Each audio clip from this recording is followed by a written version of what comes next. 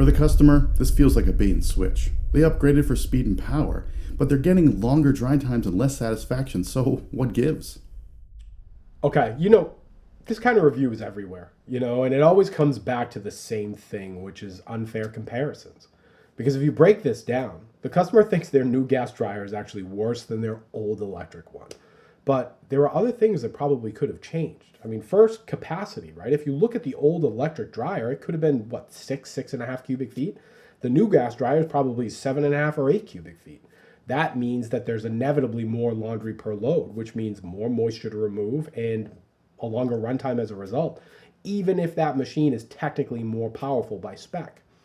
The vent path could have changed. That old setup could have had a straight 4-foot vent, and you could be dealing with a 20-foot duct now with 2 elbows and a backdraft damper that's choking off the airflow.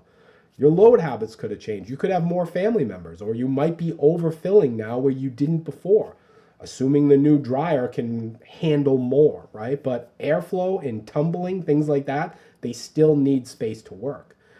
And look, even if both units were running off of the same fuel type, the comparison would still be off. But when you add gas versus electric, it becomes even trickier because most people just assume that gas is automatically going to be faster. And quite frankly, it's not.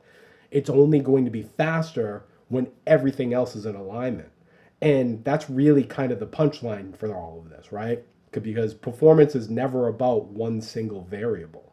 It's not gas is better.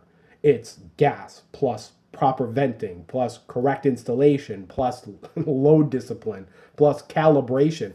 All of these things are going to equal a better performance.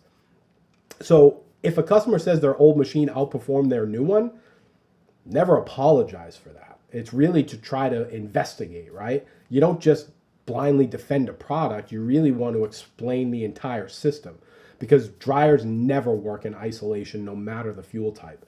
Expectations don't match reality unless the whole setup is engineered to deliver.